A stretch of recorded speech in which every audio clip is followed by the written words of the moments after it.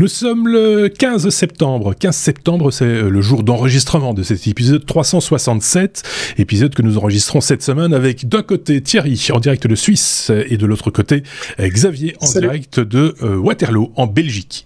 Braine-l'Alleud. Oui, mais c'est là où se trouve le lion de Waterloo. Donc on va dire que c'est Waterloo. Comme ça tout le monde comprend. Parce que va situer Braine-l'Alleud sur une carte quand tu es suisse par exemple ou thaïlandais. C'est à côté de l'espèce d'animal qui tourne sa tête ou son cul, je sais plus comment ça va. Oui, c'est ça, qui est orienté de manière particulière par rapport à la France et à la Grande-Bretagne, effectivement. Le lion de Waterloo, que tout le monde connaît. Tapez Waterloo, Lyon, vous allez le trouver sans grande difficulté. Oui, eh bien, si on tape juste Waterloo, c'est plus compliqué parce qu'il y a quelques villes qui s'appellent Waterloo à travers le monde. En plus, c'est pas faux. Ah oui, carrément. Bah oui, du coup, ils ont copié, tu penses bien, c'était tellement... Je crois qu'il y a des centaines de villes qui s'appellent Waterloo. C'est vrai ? Par contre, Braine-l'Alleud, il y a juste Braine-l'Alleud. Non, ça t'en a qu'une. C'est unique. C'est unique. Il n'y en a pas d'autre. Donc voilà, pour l'aspect géographique de cet épisode. J'espère que vous allez bien tous les deux. Ça fait plaisir de revoir Xavier. Quelqu'un l'avait d'ailleurs épinglé dans Exactement, les commentaires en disant... j'allais le saluer. C'est Sombre Papa qui a salué tous les anciens chroniqueurs dont je ne fais pas partie. J'ai simplement pris une petite pause pendant cet été.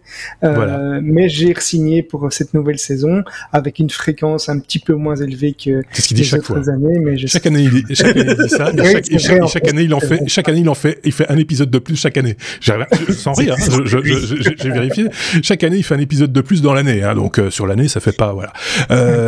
C'est un plaisir en tout cas. Et donc, avec ces petits camarades, on va évidemment passer en revue l'actualité technologique telle que eux l'ont vue, sous forme d'un abécédaire, qu'on appelle aussi revue de presse, et qui commence par la lettre C.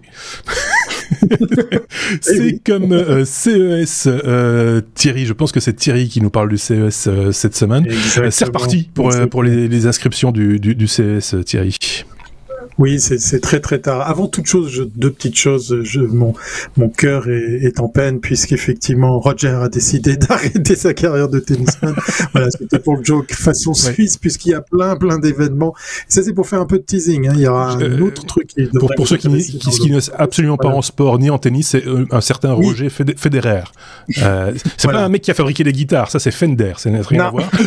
Roger Federer, comme ils aiment bien le dire ici, même s'il est suisse allemand et qui parle très bien le français. Très bien. Il arrête sa carrière.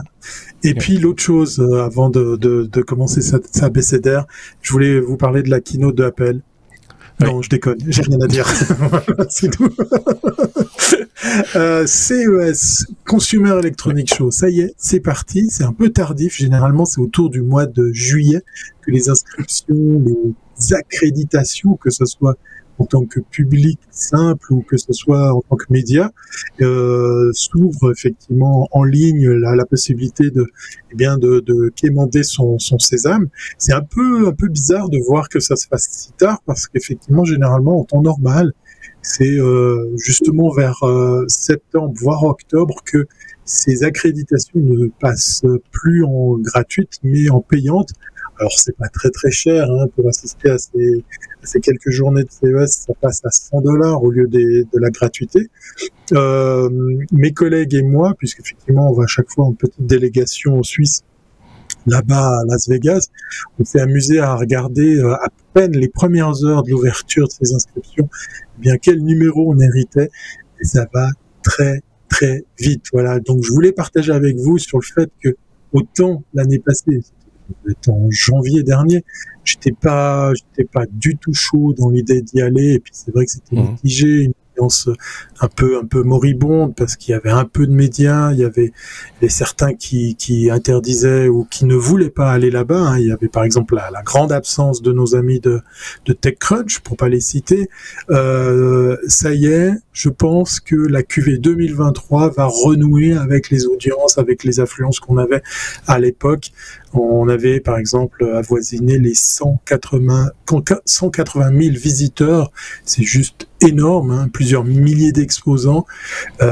Donc voilà, ça y est, je suis très fier pour les technos de vous informer, de vous confirmer que j'ai mon hôtel, que j'ai mon vol et que en janvier prochain, je serai de la partie pour vous ramener plein de news de Las Vegas.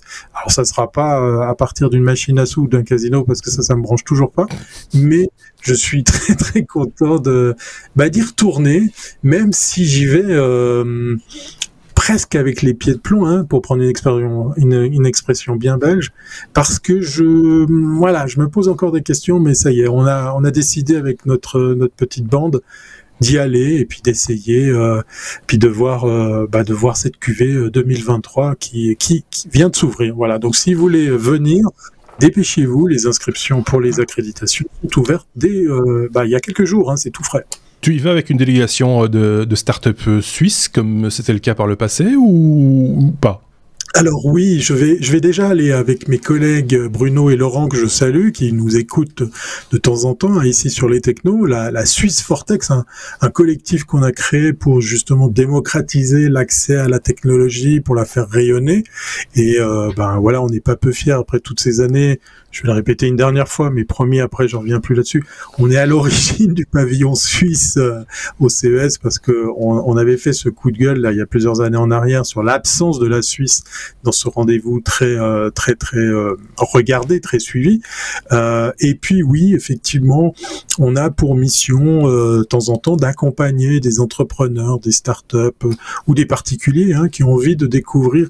Alors c'est pas une visite touristique, hein, c'est pas un tour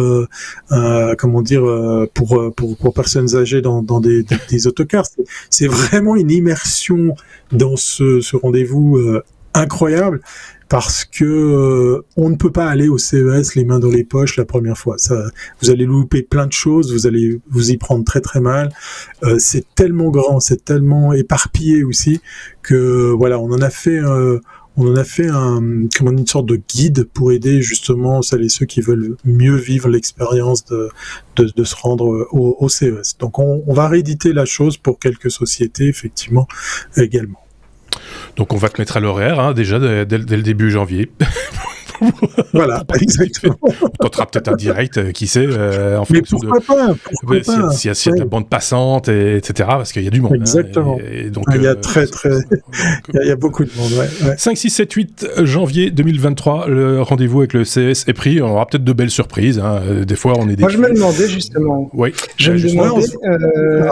Parce qu'en fait, on sait que dans le milieu du cinéma, on sait qu'il y a eu pas mal de sorties qui ont été reportées pendant la période Covid parce que il y avait peu de fréquentation dans le cinéma, etc. Je me demande, est-ce que tu penses qu'il y a beaucoup de constructeurs qui ont reporté des annonces pendant 2-3 ans, 1 ou 2 ans plutôt, des annonces technologiques, parce que du coup, cette saison serait vraiment Non, je suis pas sûr.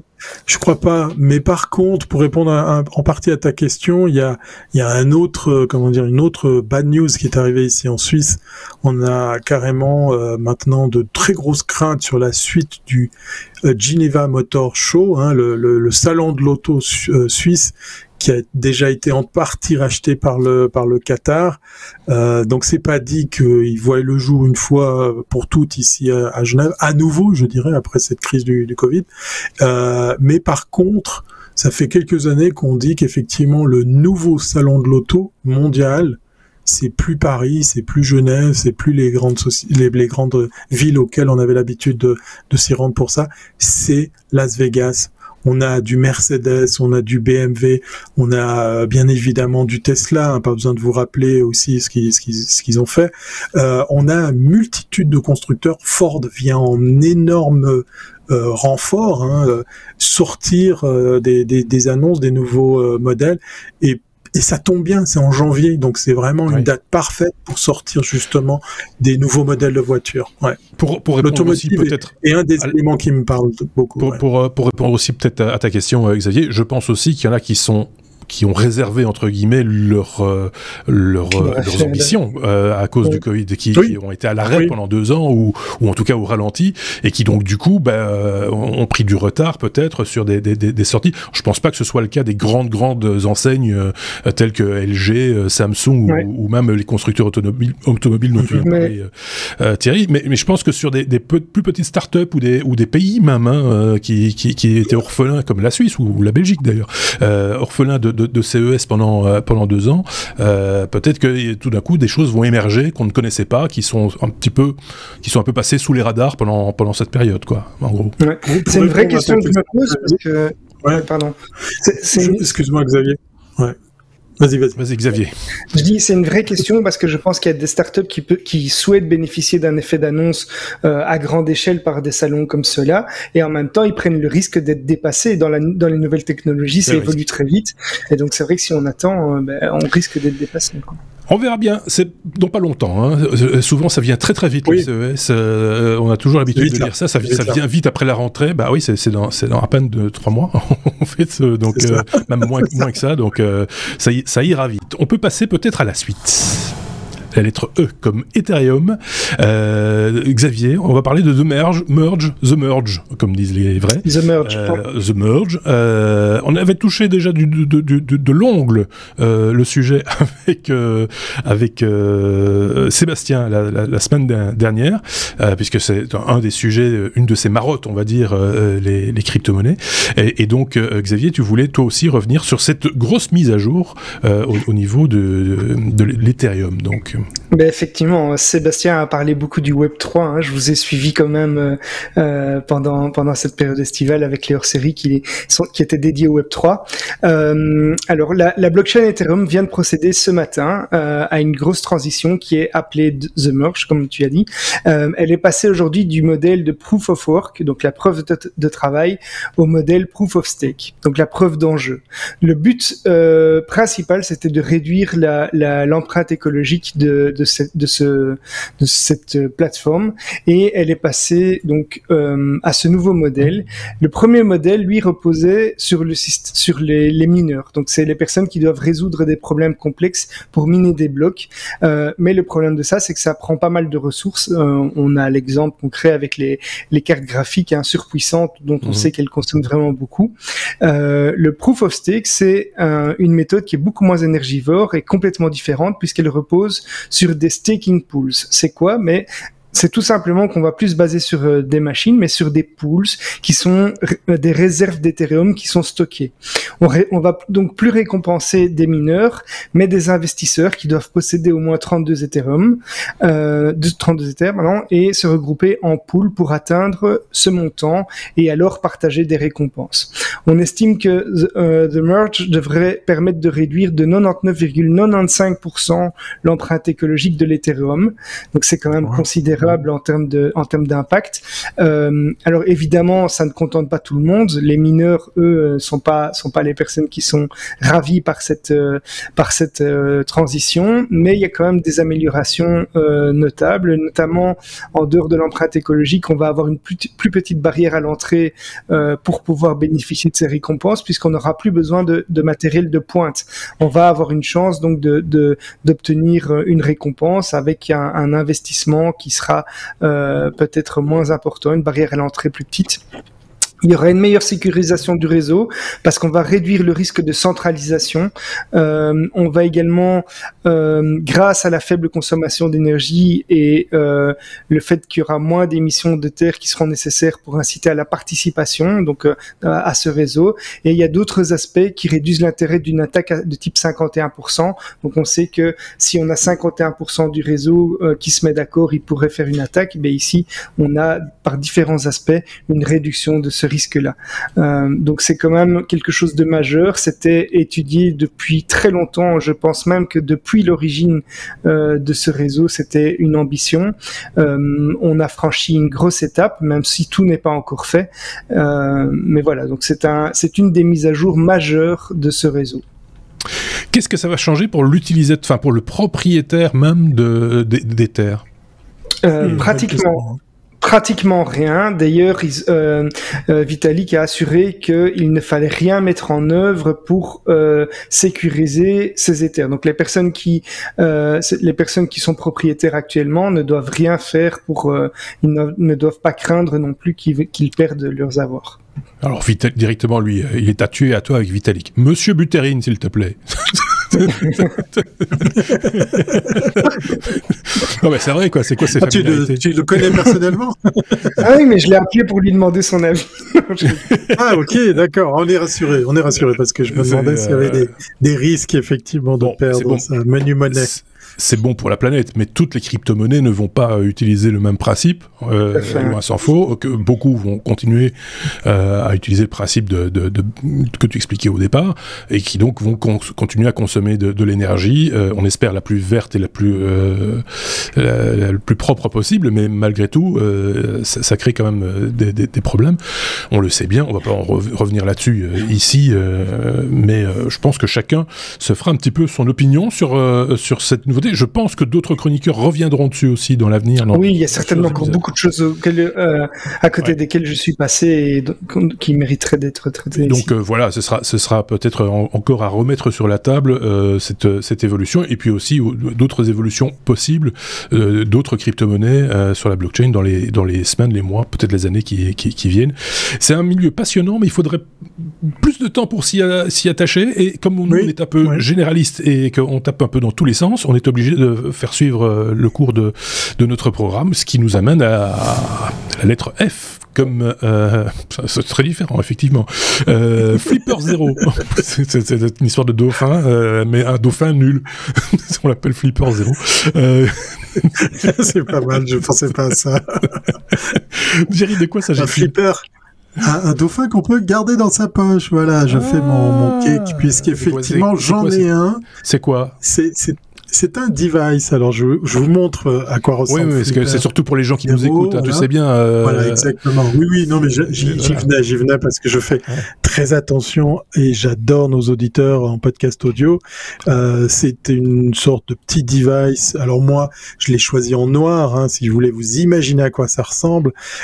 C'est un projet Kickstarter. Ça faisait longtemps que j'avais pas, soutenu un projet Kickstarter qui me plaisait et qui fonctionnait. Pour la petite histoire, je suis à 5 ans d'attendre un simple lunchbox en design avec du bambou et du plastique très très beau. Il y a pire que ça, hein. Oui, je pense.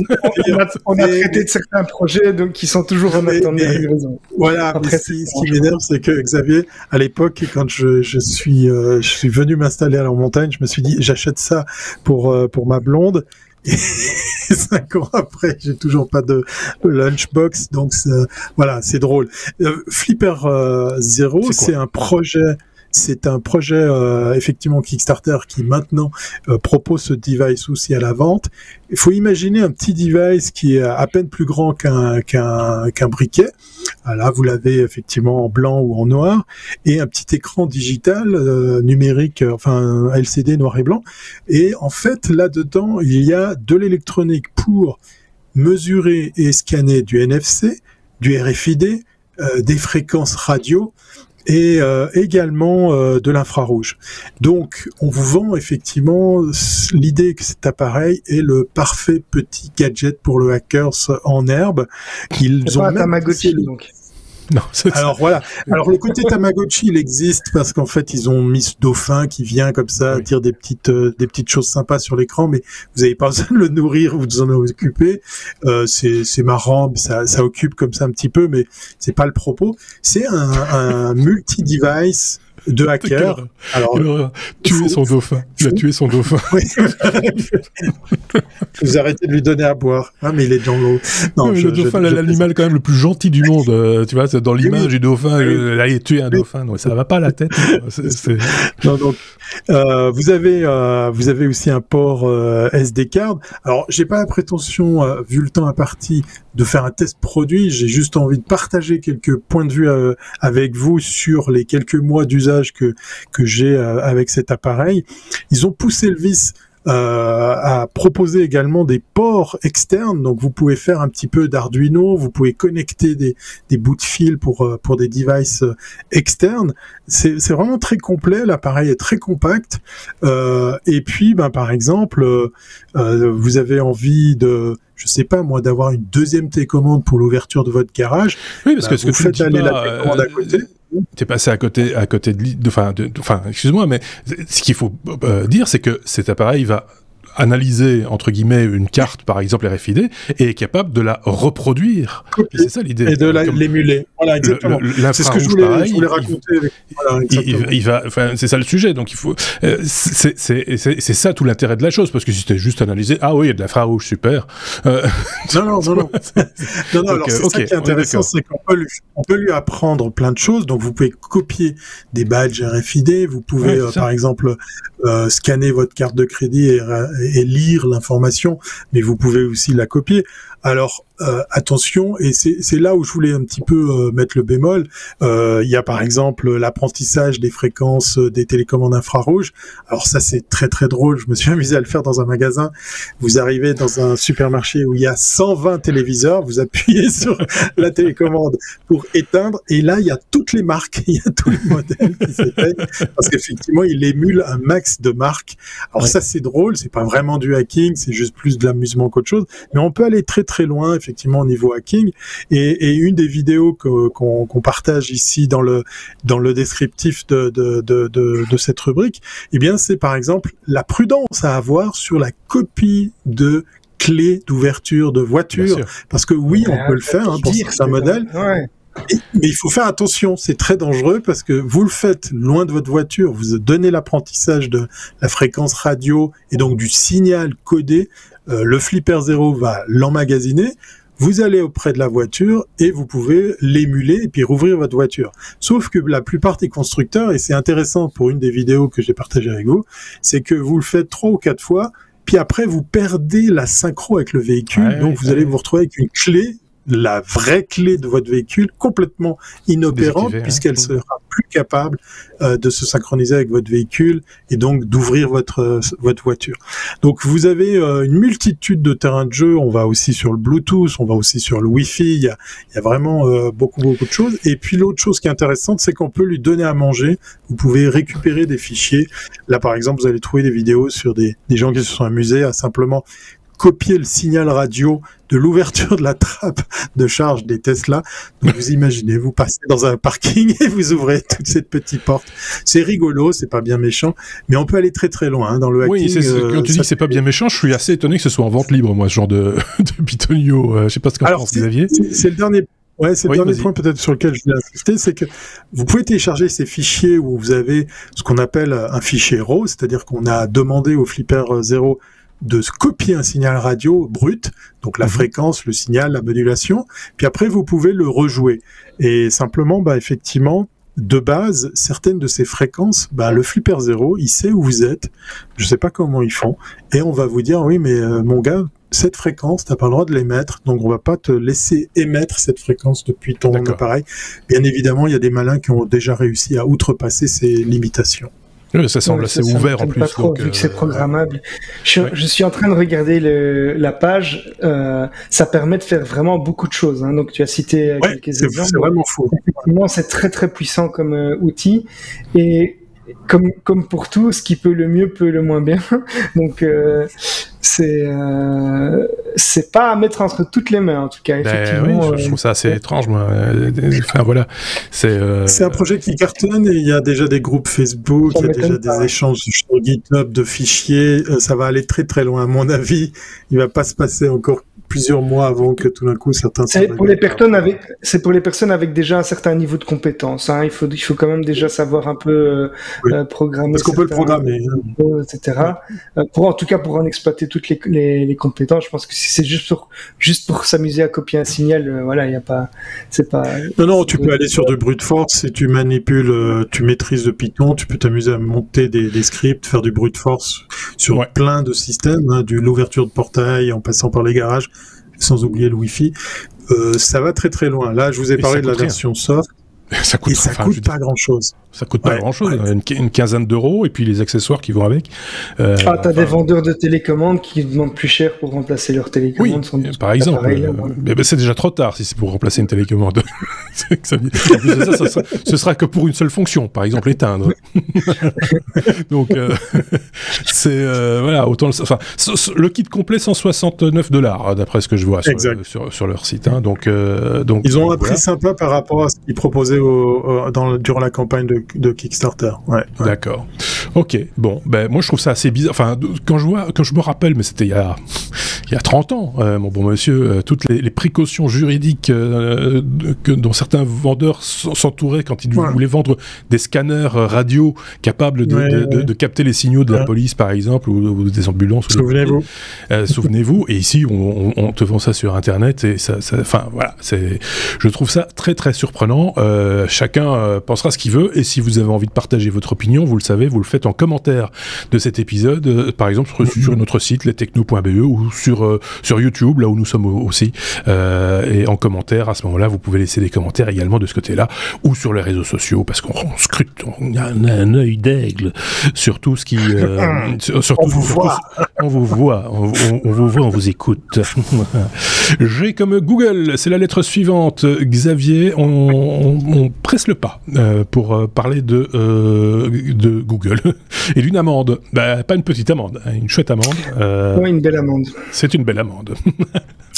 En fait, en 2018, Google avait été condamné pour pratiques anticoncurrentielles autour d'Android en Europe. Google a de nouveau perdu en appel contre l'Europe. C'est le tribunal de l'Union européenne qui a conclu, je cite, Google a imposé des restrictions illégales aux fabricants d'appareils mobiles Android et aux opérateurs de réseaux mobiles afin de consolider la position dominante de son moteur de recherche. Donc Bruxelles reprochait à Google d'avoir forcé les constructeurs de smartphones et de tablettes qui utilisent Android à préinstaller son moteur de recherche et son navigateur Chrome. Donc en effet, sur tous les appareils Android, c'est le moteur de recherche de Google et le navigateur qui sont proposés par défaut. Et Google estimait que les accusations étaient infondées et voulait une annulation complète de la décision en jouant sur le fait notamment que d'autres constructeurs, Apple évidemment, le font aussi, mais ne sont pas punis. Toutefois, l'Union européenne a répondu que des fabricants d'appareils mobiles tiers ne peuvent obtenir la licence, et donc ça fait une grosse différence par rapport à Google, qui a écopé de la modique somme pour son amende de 4,12 milliards d'euros. C'est un petit peu moins que la première condamnation, mais ça reste quand même une amende record. Je pense que ils vont quand même le sentir un tout petit peu passer. Est-ce qu'on sait quand est-ce qu'ils payent ça? Parce que chaque fois, je le dis à chaque fois, mais c'est pas la première fois. Coupure. Qui porte la valise? Mais non, mais quand est-ce qu'ils payent? Et est-ce qu'ils payent surtout? C'est la question qu'on est en droit de se poser. C'est un débat qu'on avait déjà soulevé avec Sébastien, hein, d'ailleurs, à l'époque. Je sais pas trop comment ça se passe dans les faits, mais bon, à un moment, j'imagine qu'ils doivent quand même passer d'une manière ou d'une autre à la caisse. Hein. Peut-être qu'il y a des aménagements, des façons de convertir cette dette. En rouble, peut-être. Non,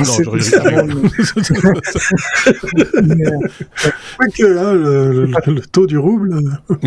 Si vous avez la réponse, oui, laissez-la nous en commentaire. Si vous savez sur quel compte il dépose ça, et si on peut se servir d'un dauphin pour essayer de récupérer le code de la carte de. Est-ce qu'on peut payer en crypto? Est-ce qu'on peut ou un compte en Suisse? Je peux vous aider. Il y a des chances. Je pense que la Suisse n'est pas étrangère à ce genre de tractation.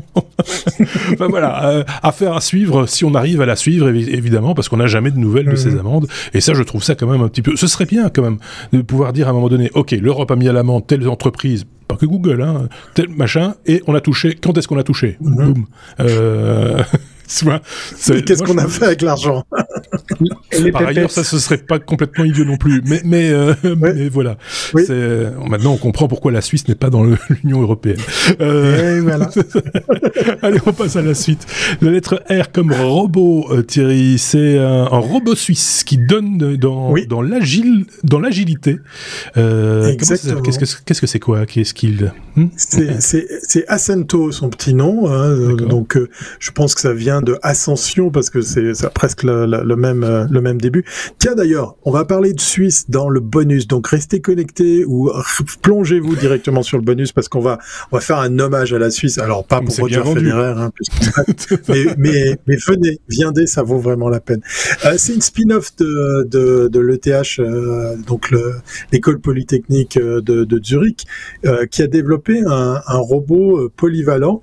Et il a été présenté, c'est les images que vous retrouverez également dans le lien de cet épisode. Il a été présenté à l'époque, cette année, durant Vivatech. Je lui ai trouvé une forme assez rigolote. Je sais pas si on les verra aussi au CES. Alors pour le coup, la démo qu'ils avaient fait à Paris, elle est un petit peu galvaudé parce qu'il est télécommandé, mais ce qu'on voit dans la démonstration, c'est que vous imaginez 2 roues de vélo, des pattes pliées un peu à la façon d'un animal comme un chien. Vous savez, les pattes arrière qui se plient différemment que les nôtres. Hein. Nous, on se penche en avant, le genou vient à l'avant. Le chien, les pattes arrière, c'est le contraire.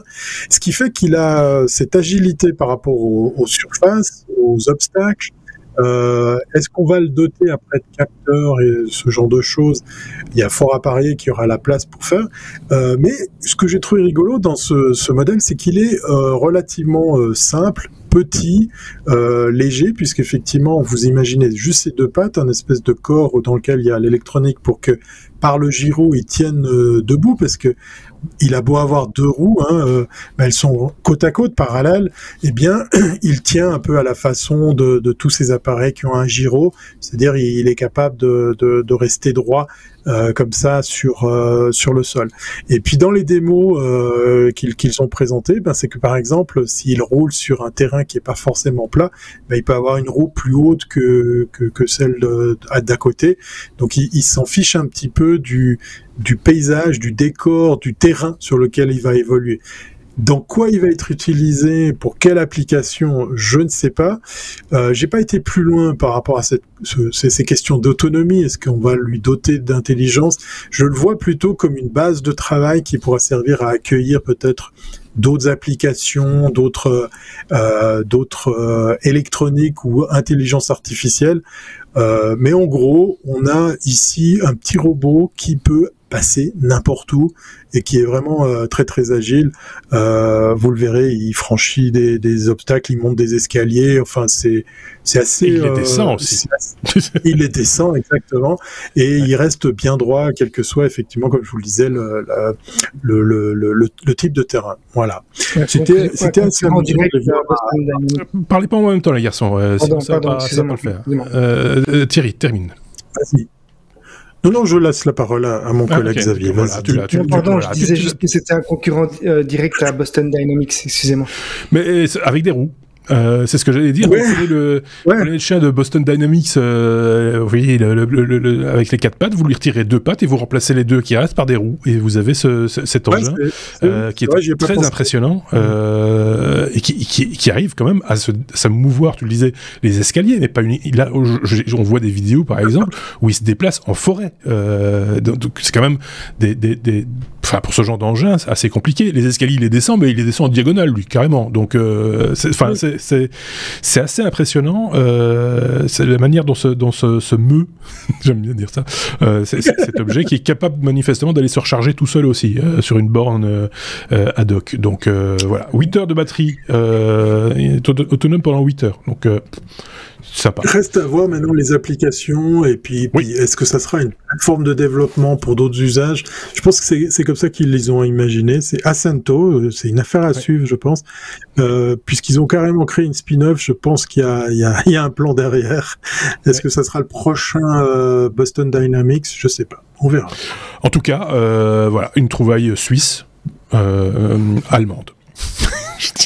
Exact. Merci de le préciser. Je sais pas si Xavier avait un truc à rajouter, pardon. Non, je l'ai déjà dit en interrompant Thierry. Donc... voilà. Non, mais c'est juste pour la bonne audition, pour nos non, c'est juste un réflexe que j'ai. Oui. Faut l'oublier, ce réflexe. lettre S comme sécurité, genre, vite le glisser. S comme sécurité, Xavier et Thierry pourra t'interrompre. Il a encore un point devant toi. Il a encore un droit de d'interruption. Je rigole, évidemment. Sécurité, Xavier. Evil Proxy, c'est quoi? C'est une nouvelle technique de phishing. Tu vas nous détailler ça, j'imagine. Tout à fait. Ce sont des pirates qui ont mis au point un nouveau service dans le dark web. Ils l'ont baptisé Evil Proxy. C'est un service tout en un qui va automatiser une nouvelle méthode de phishing. Donc le phishing, pour rappel, c'est une méthode qui consiste à essayer de récupérer vos données en vous envoyant, par exemple, des faux mails. On vous renvoie vers un site qui ressemble trait pour trait à un autre site, et du coup, innocemment, vous rentrez vos informations de contact, vos mots de passe, et vous transmettez tout ça à un pirate qui s'en régale. Pour utiliser ce service, il suffit de choisir le type de compte qu'on va souhaiter attaquer, et la faille qu'on va attaquer ici, c'est la double authentification. Donc si vous pensez qu'en ayant activé simplement la double authentification, vous êtes protégé, détrompez-vous. Il est temps de prévenir votre entourage que même les personnes un peu plus âgées qui pensent que elles ont tout fait pour être protégées, ils ont bien activé la double authentification sur Facebook, ça ne suffit plus. Ici, on va simplement donc préciser le compte qu'on souhaite attaquer, donc Google, Microsoft, Facebook, Yahoo, Dropbox, et on va choisir une durée de campagne. Ensuite, on n'a plus qu'à passer à la carte de crédit. Les tarifs sont dégressifs et abordables, puisque on va faire une campagne de 10 jours pour $150, de 20 jours pour $250 et de 31 jours pour $400. Ensuite, on va payer sa petite commande de hacking via la messagerie chiffrée Telegram. Une fois que c'est payé, l'outil va se charger tout seul de mettre en place une infrastructure avec des fausses pages de connexion. Et concrètement, la victime est attirée vers un faux site de connexion. Il y a un serveur qui est installé qui va se connecter en même temps sur le vrai site et qui va transmettre en direct le compte et le mot de passe, et puis en fonction de la méthode de double authentification qui est utilisée, par exemple les SMS ou bien un Google Authenticator par exemple, eh bien Evil Proxy va simplement la renvoyer comme un mot de passe, et si la victime doit confirmer sa connexion via une notification sur l'appli mobile, c'est encore plus simple parce qu'il ne doit rien transférer. Donc c'est pas le premier service du genre qui existe, mais c'est un des plus efficaces et surtout un des plus simples d'utilisation. Donc il est vraiment à la portée de tous. En gros, vous n'avez qu'à passer sur le dark web, passer à votre carte de crédit, payer quelqu'un qui va se charger de tout ça, et vous êtes à même d'attaquer pendant un certain nombre de temps la personne qui va être inondée de messages dans lesquels elle va pouvoir être piégée et se faire hacker de la sorte. Alors, il y a tout de même des services de double authentification qui utilisent la norme FIDO, qui est une norme qui utilise plusieurs appareils avec, par exemple, un lecteur d'empreintes sur le téléphone ou autre, qui ne sont pas forcément attaquables par cette méthode. Mais il faut donc rappeler quand même aux gens que la double authentification, alors qu'on pensait être à l'abri, ne vous protège pas totalement. Il est toujours nécessaire de vérifier les sites sur lesquels on est redirigé, vérifier si le cadenas correspond bien, si le site correspond bien à ce à quoi on pourrait s'attendre. Donc si vous voyez un nom de domaine, j'invente, mais abc.com, alors que vous êtes censé être redirigé sur le site de Google, mais déjà posez-vous des questions, et donc il faut être de plus en plus attentif puisqu'on n'est plus à l'abri de rien. Je précise quand même que de temps en temps, certains sites qui ont pignon sur rue utilisent des services tiers pour faire de l'authentification, et donc on paie la racine du nom de domaine, et donc là on peut, si on est hyper méfiant, dire « Oh non, je suis pas d'accord, machin », et en fait c'est tout à fait justifié. Donc et là aussi il y a des fois des ambiguïtés, on se tire des fois une balle dans le pied en voulant trop bien faire quelque part. Moi de nouveau cet épisode on va nous le faire retirer avec vos trucs de pirates là tous les deux. Qu'est-ce que ça devient les technos, on casse tout ici, qu'est-ce que c'est que cette histoire? Un vrai repère de pirates. C'est un repère de pirates et de hackers. Moi, on le sait tous, on l'a déjà dit ici quand on parle de sécurité, que ce soit avec toi Xavier ou avec d'autres chroniqueurs comme les deux Sébastien par exemple, le tout est de savoir, c'est pas que si c'est piratable, c'est quand est-ce que ça va être piraté. C'est souvent ça qu'on dit aussi. Ouais, donc, c'est ça la question. Essayer de se renouveler le plus possible, essayer de faire avancer le schmilblick, essayer de se garantir, essayer de se prémunir de tout ça, mais tout en se disant que c'est et dites-vous aussi que ça n'arrive pas qu'aux autres.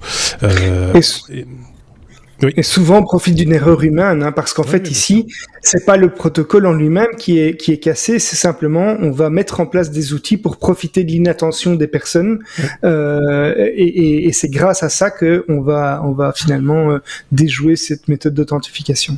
Je pense que c'est ça notre pire ennemi sur Internet, quand on fait des choses qui nécessitent des mots de passe, etc. C'est l'inattention, en fait. C'est la routine. Et des fois, la fatigue, on a envie d'aller plus vite que la musique, etc. Alors que c'est justement un des rares moments où il faut être vraiment très vigilant. C'est au moment du login. C'est au moment où on va faire cette action-là. Donc c'est un peu exactement la même chose que quand vous allez au distributeur d'argent qui se trouve dans le mur, si vous le faites encore. Moi, j'ai plus fait ça depuis 3 ans, mais si vous y allez, vous montrez pas à tout le monde votre code. Quand vous tapez le code, vous masquez un petit peu. Bah, c'est exactement la même chose ici. Il faut y penser, parce que sinon, à un moment donné, on a des sales surprises. Et on regarde à gauche, à droite. Oui, on regarde à gauche et à droite, comme pour traverser. Xavier, ça me fait penser à toutes ces questions sur Facebook ou les réseaux sociaux auxquelles les gens sont très contents de répondre, du style quelle est votre ville de naissance, comment s'appelle votre animal de compagnie, et en fait vous répondez à ça, vous avez déjà répondu à une sur les 3 questions qu'on vous pose pour récupérer votre mot de passe. Donc voilà, c'est des choses auxquelles il faut faire attention. Exactement. Et si vous n'avez jamais eu d'animal de compagnie, vous êtes mal. Vas-y, j'aurais dû avoir un animal. Mes parents, quand même, quel goujat. Ok, on passe à la suite. La lettre S comme Street View, Thierry. C'est un hommage, quelque part, à Jean-Luc Godard, qui lui aussi nous a quittés cette semaine. Il y a 2 jours. Il y a 2 jours, exactement. Franco-suisse. Je savais pas ça, moi, personnellement. Mais je suis pas beaucoup intéressé à la carrière de... Ouais. Oui. Jean-Luc, si tu m'entends, paix à ton âme. Non, effectivement, franco-suisse, né en France et habitant de Rolle, une petite ville bien sympathique, une ville que je vous invite à aller chercher sur Google Maps. On en parlera après dans la rubrique suivante. Mais vous pouvez aussi la rechercher dans Street View. Vous savez, vous mettez le petit personnage, vous le posez dans la rue, et hop, vous pouvez comme ça vous balader virtuellement. Bon, vous avez tous compris, vous savez comment ça marche. Mais il y a quelques années de ça, mais du coup cette vidéo elle ressort comme ça sur le devant de la scène parce que il y a quelques années de ça, il y a un YouTuber ou un fan de Jean-Luc Godard, ou les deux, qui a décidé de faire une vidéo sur le morceau très très connu de Camille, du fameux film Le Mépris. Je vous laisserai aller chercher dans vos bibliothèques musicales préférées à quoi ressemble ce morceau. Vous allez tout de suite reconnaître les 3-4 premières notes. Ouais, très très beau, une compo qui avait été faite exprès pour le Mépris. Et ce monsieur, ce fan, ou cette personne, ce YouTuber, il a pris des images de Google Street View, donc des images fixes, et il en a fait un film. C'est super beau puisque le morceau de Camille dure 1 minute 30, et vous imaginez la musique comme ça, et il s'est déplacé comme ça, donc il a fait des panneaux, il a fait des zooms, il a fait des travelling. Alors, dans la mesure du possible, puisqu'il s'agit bien d'images fixes, pour que, au final, eh bien, on arrive sur Jean-Luc Godard avec sa compagne, qui se promenait tout le temps dans le même quartier de Rolle, qui est au demeurant une très très jolie petite ville suisse. Alors, vous verrez pas son visage, puisque comme pour les plaques numérologiques et certaines enseignes, eh bien, les visages sont aussi floutés. Mais cette vidéo, elle a une double importance. C'est l'occasion, de se replonger de l'ambiance du film Le Mépris, avec la musique qui va avec, de rendre hommage à nouveau à Jean-Luc Godard, le cinéaste, et puis en plus de voir ces images, parce qu'elles ont disparu de Street View. Je ne sais pas qui et pourquoi les personnes qui ont fait retirer ces images ont été motivées à le faire, mais ils ont effectivement décidé de retirer cette photo où on reconnaît à peine Jean-Luc Godard, parce qu'encore une fois son visage est bien flouté, mais je trouvais rigolo de faire un dernier hommage à ce cinéaste qui plus il vieillissait, plus il paraissait sympathique, souriant et pas vindicatif comme on l'a connu. Ça reste un grand monsieur, ça reste quand même quelqu'un qui a secoué le monde du cinéma, avec tous les défauts aussi qu'on peut lui trouver. Mais je trouvais original cet hommage un peu particulier et surtout très technologique, puisqu'effectivement fait un peu à la façon d'un film. Voilà, Jean-Luc Godard, salut l'artiste. Et on termine justement sur le plan où on le voit effectivement avancer. Il allait peut-être faire ses courses. C'est ça, c'est exactement ça. Il revenait de ses courses. comme monsieur ou madame tout le monde. Voilà. Exactement. Mais en même temps, ce que je trouve assez intéressant, c'est cette démarche d'arriver à quelque part scénariser des éléments de Street View comme si on était un cadreur en rue et que je trouve ça assez sympa. Il faut vraiment le voir avec la musique, c'est très beau, hein, c'est très beau. Je pense que si les images ont disparu aussi et je viens d'y penser, les images étaient dans la vidéo qu'on présente, nous, le podcast, tel que vous pouvez le regarder, et je me demande si on va avoir quelques petits soucis, mais fermons la parenthèse, parce que ces images datent de 2015. Dans Street View, et Google remet à jour régulièrement ces images. J'ai dit qu'on va peut-être avoir des soucis parce que ça termine justement sur copyright Google 2015, donc ça me fait un peu bon, autant le dire. Merci, c'était une chaîne sympa, les technos. Heureusement, il y a le podcast audio, et ça c'est plutôt pas mal. Je te prête mon Flipper 0 si tu veux. Je vais passer ma nuit à aller gommer les images une par une. La famille Godard vient de lancer une campagne contre toi. Là, c'est peut-être Google qui va ils vont me faire une amende, ils vont dire on va leur renvoyer l'amende dans les dents. Tiens, 4 milliards pour monsieur. Donc voilà, faites attention à ce que vous partagez sur les réseaux sociaux et sur YouTube quand toutes les images ne vous appartiennent pas. Ici, c'était dans Google Street View. On s'est dit on va pas, voilà. En même temps, on verra bien. C'était plus de l'information qu'autre chose. Hein. On tire pas profit de cette vidéo. Exactement. Qu'est-ce que je voulais dire ? Ben voilà, ça c'est fait. Si vous voulez, on peut passer à la lettre suivante. Maintenant, là, comme ça, tout de suite. Là. On veut. Qui est la lettre W comme, oui mais non, il a envie d'aller se coucher l'autre. Oui mais non. C'est souvent par là que se termine un épisode des Technos. Pas toujours, mais souvent. Oui mais non, je rappelle le principe pour ceux qui nous découvrent et qui ont tenu 46 minutes et 16 secondes. Oui mais non, c'est quoi ? C'est une information technologique, certes, mais improbable. Mais technologique, certes, mais improbable. Et donc, c'est Xavier qui a déniché cette information technologique, certes, mais improbable, de cette personne. Alors moi, ça me fait sourire parce que ça m'a rappelé une blague qu'on faisait tous à une époque. Il a étudié tout Google Maps. Il y a un mec qui a donc les images de Godard en rue dans sa tête. Mais non. C'est pas tout à fait ça, mais c'est pas loin. Ouais. Dis-nous tout, Xavier. Écoutez, si je vous montre une rue dans votre quartier dans Google Maps, vous serez certainement capable de me dire où elle se trouve. Oui. Je pense que si on fait le test dans votre quartier, vous pouvez dire ouais, ça c'est plus ou moins à cet endroit-là. Oui. Mais Trevor Reinbold, c'est un Américain qui se fait appeler le GAD GeoGuessr, a poussé ce don beaucoup plus loin. Il est capable de localiser n'importe quelle image de Google Maps. Alors d'après moi, c'est plutôt Street View. Hein. Dans l'article, on parle de Google Maps, mais pour moi, c'est plutôt Street View. Dans une région précise du monde. Alors, il va pas vous dire c'est dans tel quartier, mais il va quand même pouvoir vous dire c'est tel pays ou dans telle région. C'est déjà très fort, mais il est surtout capable de le faire en ayant regardé l'image seulement une fraction de seconde, 0,1 seconde. Il va même plus loin puisqu'il est capable de le faire avec 2 images à la fois. Il a posté un tweet où on le voit faire, c'est absolument hallucinant.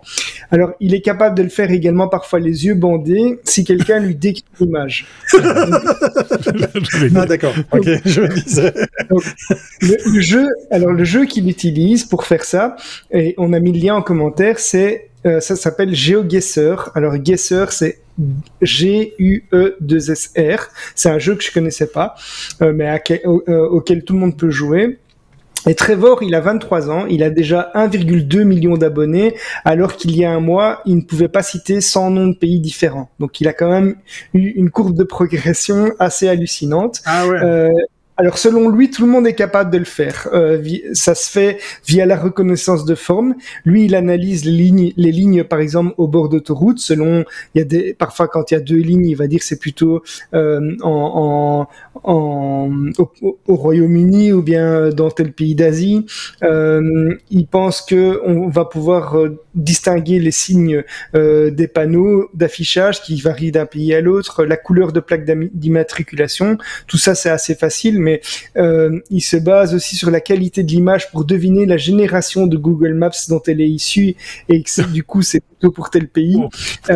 Il dit que ça lui donne la vision d'autres cultures et que ça lui donne l'envie de voyager, ce qu'il n'a jamais fait. Mais il est quand même capable de citer, voilà, ça c'est tel pays. Il faut absolument que vous alliez voir ce tweet où on montre ça parce que c'est vraiment en une fraction de seconde, 2 images différentes. Il dit ça c'est les États-Unis, ça c'est le Japon, ça c'est l'Afrique du Sud. C'est complètement fou. Parce que, très honnêtement, je pense que c'est tout à fait... alors, le problème, c'est que lui n'y a pas été. Mais je pense que c'est assez... moi, j'ai eu des flashs comme ça en voyant, par exemple, quand vous cherchez un appartement ou une maison, enfin un lieu de vie, sur un site d'annonce, vous cherchez des informations partout où vous pouvez. Des fois, il n'y a pas l'adresse. Et donc, c'est quand même... On sait d'office dans telle ville, mais dans quel quartier, dans quelle commune, s'il s'agit d'une ville belge, etc., etc. Et donc, ça m'est déjà arrivé d'avoir des flashs comme ça en disant ça, je sais où c'est à tel endroit. Alors que je n'y avais, je vais pas dire jamais mis les pieds, mais je tapais juste, c'était dans le même quartier. Simplement parce que la végétation, la forme des maisons, les toits, les machins, etc. m'avaient sans doute un peu inspiré. Mais ici, c'est quand même beaucoup plus fort parce que c'est des pays où il a jamais mis les pieds. On a un dixième de seconde. C'est un dixième de seconde. On voit effectivement dans la vidéo ce que ça représente un dixième de seconde. C'est un fou furieux. C'est fou furieux le gars. Je sais, oui, c'est très particulier. Est-ce qu'on y croit ou pas? Je relance le doute. Moi, je propose qu'on lui envoie je propose qu'on lui envoie les images de Jean-Luc Godard dans les rues de Rolle pour voir si... Et là, il se plante complètement. Mais non, ben voilà. Dites-nous ce que vous en pensez chez vous. Est-ce que vous êtes capable de faire pas exactement ce que fait ce garçon, mais est-ce que vous avez déjà eu ce genre de cas où vous dites tiens, il se peut que ça se situe là. La photo de base là qu'on a nous sous les yeux, et qui est en tête d'article. Je rappelle que toutes les sources, on les met en lien en description du podcast ou sur notre site lestechno.be. Donc vous pourrez voir ce que nous voyons, donc sans aucune difficulté. Je suis incapable de vous dire où ça se situe. Pour moi, je vois cette photo-là, je me dis tiens, c'est la Nationale 5 à hauteur de Courroy-le-Grand, quoi. Ça, c'est pas Waterloo, c'est Braine-l'Alleud. Oui, c'est ça. Tu mets une route à droite. T'es sur la chaussée de Charleroi, quoi. Mais voilà, alors que c'est certainement pas ça. Alors c'est pas en Suisse, il n'y a pas de montagne, c'est tout plat. Non, y a pas ou alors c'est le côté plat de la Suisse. Alors faut chercher. Hein. Oui, je sais bien, mais non, c'est bluffant. C'est très bluffant. Ou alors l'appareil était penché. C'est une côte, en fait. Bref. Je vous ai mis le lien si vous voulez jouer à ce petit jeu. Bah oui, évidemment, c'est ce que j'ai dit qu'on avait mis le lien. Oui, toujours les liens. C'est toujours comme ça qu'on fait, Xavier. C'est une bonne maison avec de bons produits, mon monsieur. Ah, mais exactement. Partagez-nous tout ça via les réseaux sociaux si vous le voulez, mes petits amis. Partagez-nous ça également avec vos amis par mail, si vous le voulez, ou par fax, ou par tam-tam. Faites ce que vous voulez avec nos contenus. Évidemment, ça vous appartient maintenant que c'est produit. Et d'ailleurs, comme on a encore plein de trucs à dire, comme l'a très bien souligné Thierry là tantôt, il y aura un bonus, évidemment. Un bonus de 15 minutes qui arrivera prochainement. S'il n'est pas encore là, c'est qu'il viendra. Mais s'il est déjà là, vous pourrez directement enchaîner sur un bonus sans aucune difficulté. Merci beaucoup Xavier, merci beaucoup également Thierry. Et on se dit donc à très bientôt. Passez une très bonne semaine.